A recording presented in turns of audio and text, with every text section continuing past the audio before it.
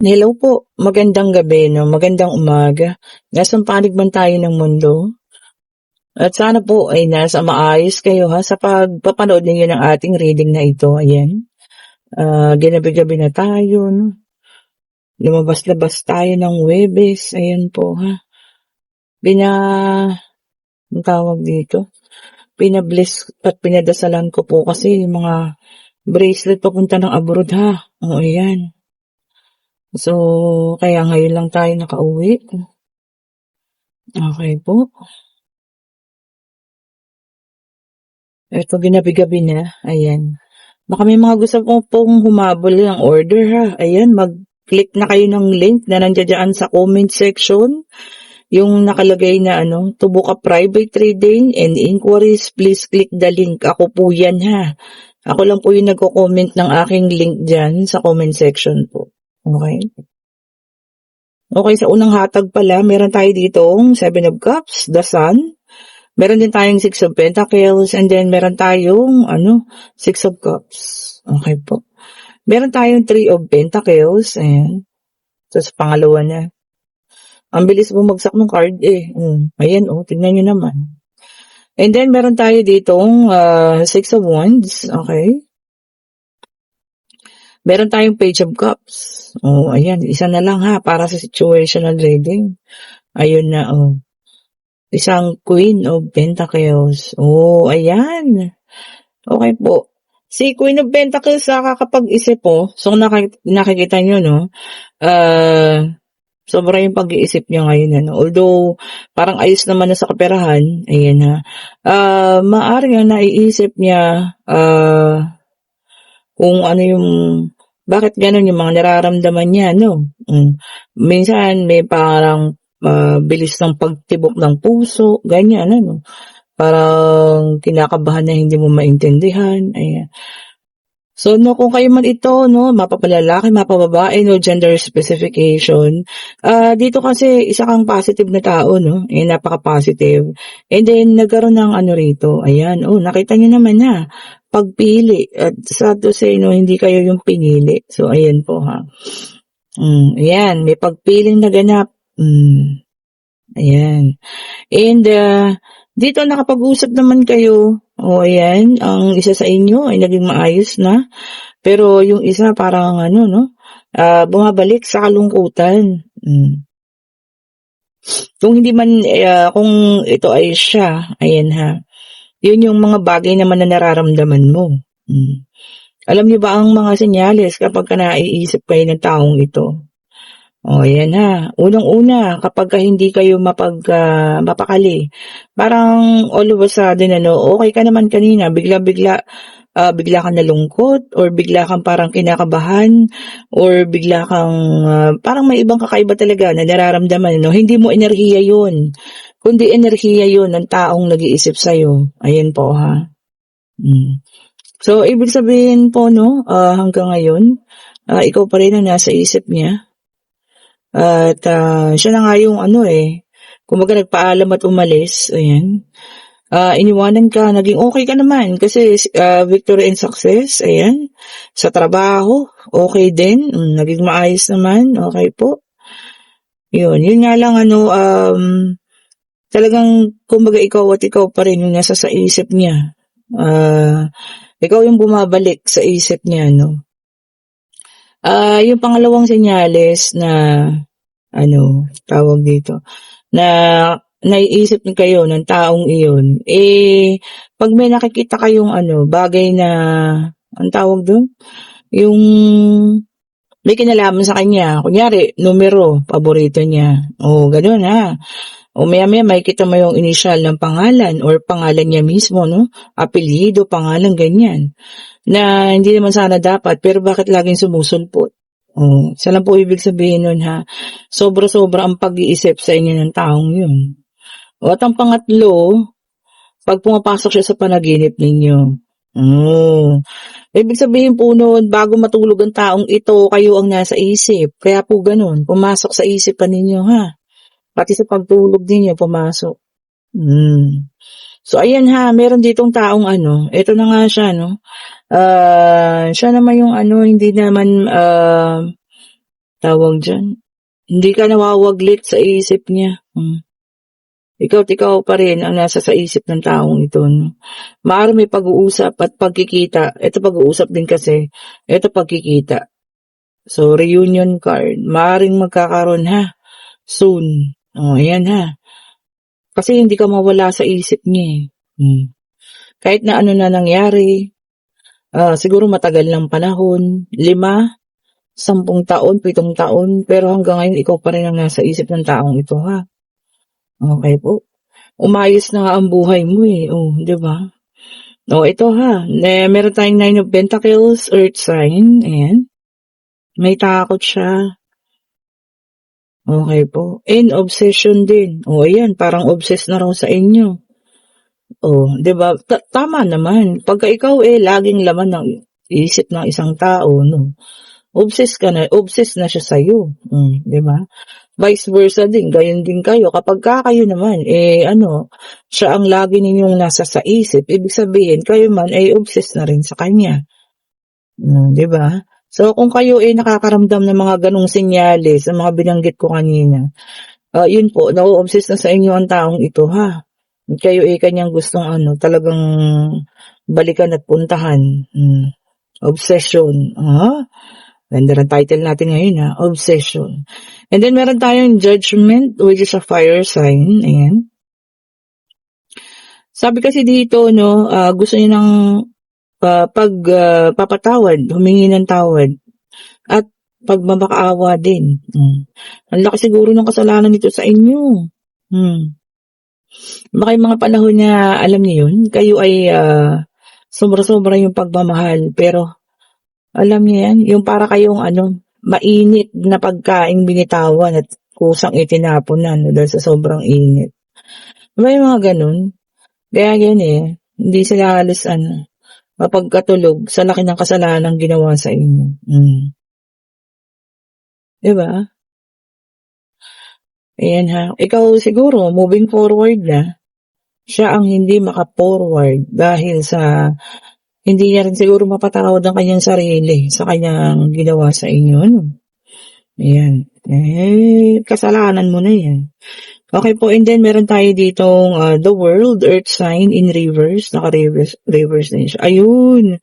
Ang sabi niya rito, kung talaga daw bang tapos na, nais niya na rin magkaroon ng personal closure. Ayun. Gusto niya talaga yung makapag-usap kayo na maayos. Siguro hihingi siya ng tawad. Talagang makapagpatawaran na kayong dalawa. Kayo po, siguro naman nakapagpatawad na at eto na nga, nakakalimot na. Hindi pwedeng makapagpatawad pero hindi makakalimutan Tama ba? Correct me if I'm wrong po ha. Lalo na kung alam niyo yun, yung sugat kasi kahit gumaling na yan, may peklat yan Tapos bubudbura mo ng asin.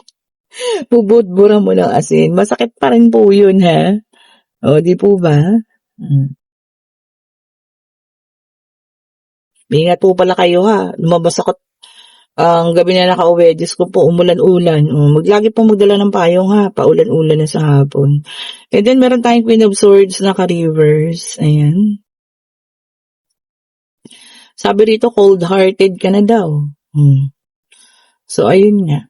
Kahit siguro magmakaawa kasi nga may mercy at forgiveness. Parang na, malamig na ang puso mo. 'Di ba? Talagang hanggang doon na lang, no? Kung tapos na tapos na. Kasalanan niya po 'yan.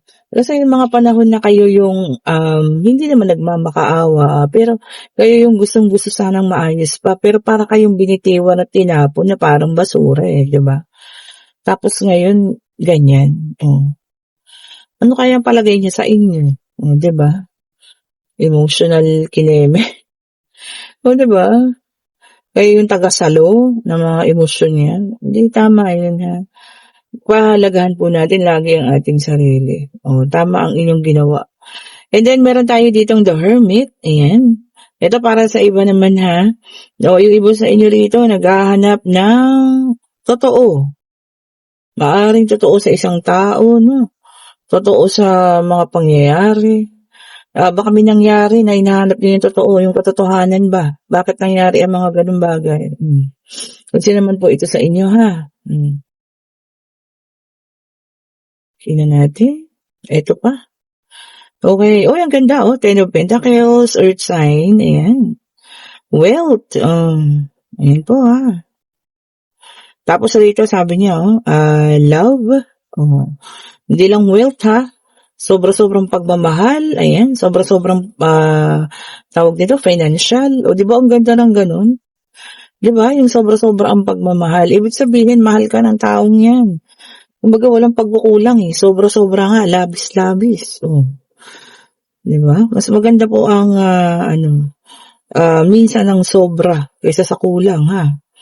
Ayan, then meron tayong the Chariot, water sign ulit. Ano na ba, lumabas na ba lahat? Earth, air, water, meron na ba tayong fire?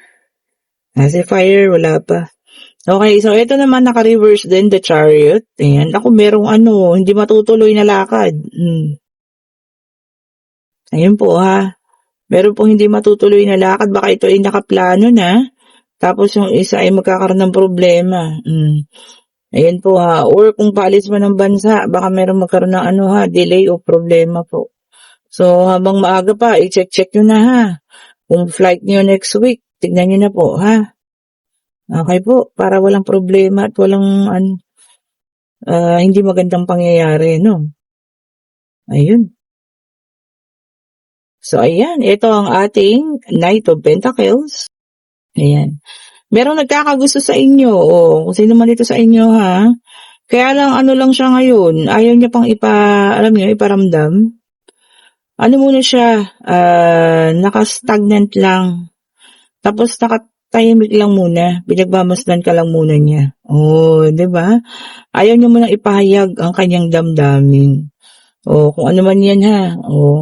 Kung sino man yan taong yan, nakamasid lang daw po muna sa inyo. Hindi naman siya masamang tao, talagang lang. Siguro crush lang gano'n, Ayaw niya munang sabihin po. Di ba? Gusto niya yung kanya munang pananahimik. Ayan. Gusto niya ka munang pagmasdan. Pinag-aaralan niya pa muna siguro yung kanyang susunod na gagawin. O susunod na hakbang. O paano kanya liligawan. Di ba? May mga ganun no? And then, meron din tayo dito. Ito na ang fire sign. Naka-reverse naman, Nine of Wands. Ayan. Ay, sabi rito, magiging defensive daw. Bakit kaya? Ano yung i-defense ninyo? Ano yung ipaglalaban? Bakit tayo magiging defensive? Saan? Pangyayari ba ito sa isang tao? Minsan sa sobrang pagmamahal, kahit mali na yung dinidepensahan nyo pa sa mga magulang, kapatid. Tingnan din natin ang ating mga aksyon. Okay po. And then, meron tayong the Magician, which is an air sign. Ayan. Sabi dito, self-confidence. Ayan, makakapag-develop na, no? Yan, and panibagong skills. Baka nag-aral kayo. Diba? Gusto pang matuto ng mga bagong recipe, pwede rin naman yan, or sa bagong ng trabaho ninyo, o nag-training, o may panibagong kaalaman daw po. And then, meron tayong the Temperance, which is a fire sign. Ayan. Pasensya. Ang iba sa inyo ngayon ay nauubusan ng pasensya daw po. Bakit? Meron bang nakakaubos ng pasensya ninyo sa ngayon? Yung talagang nanggigigil kayo? Nako. Alam nyo na yan dapat gawin, ha. Huwag nyo na munang pagpapansinin ng mga ganyan tao. Hayaan nyo po sila. Okay po. Okay. And then, meron tayo ditong Five of Swords, air sign. Ayan. Meron pong argumento. Pati hindi kayo magpapatalo sa argumentong ito, ha. Kumbaga, ilalaban mo. Kung alam mong tama, paglalaban mo raw po. Baka masangkot kayo sa pag-aargumento na yan, ha. Sabagay, kung kayo naman ay palagay ninyong tama at wala kayong, alam niyan, na didisgrasyang tao or nasasaktan, ilaban po natin, ha. Ayan, kung kayo'y nasa situational reading na nakakaramdam kayo ng mga kakaibang pakiramdam ng bigla-bigla na lang. Tapos bigla-bigla na lang nakikita niyo yung mga alam niyo yan, pangalan, inisyal ng taong ito. Ayan hindi niyo naman siya iniisip. Ayan po dahilan. Siya po ay lulong. Ang pag-iisip sa inyo ngayon, pag-iisip pala. Yung kumbaga focus siya sa pag-iisip sa inyo. O kumbaga na-o-obsess na nga po ang taong ito Ha? Kung sino man po Kung sino man sa inyo yan. Basta wag lamang kayong sasaktan, Kung makikipag-usap, sige, pagbigyan ninyo. Pero yung sasaktan kayo at kung ano man, naku, iba na yan, Nagkabaliktad na kasi, Sana yung obsessed sa inyo. Siguro yung pananahimik mo, ng matagal, wala kang paramdam, talagang wala na, ayan. So, yun ang nakapagpaisip sa kanya, Anong nangyari? Diba? And then, ito, numero tayo rito, number 5. 5 of cups kasi. Ayan po may number 5. Ito, hiningi tayong numero Maaari ninyong tayaan. Ayan. Ay, ang dami naman.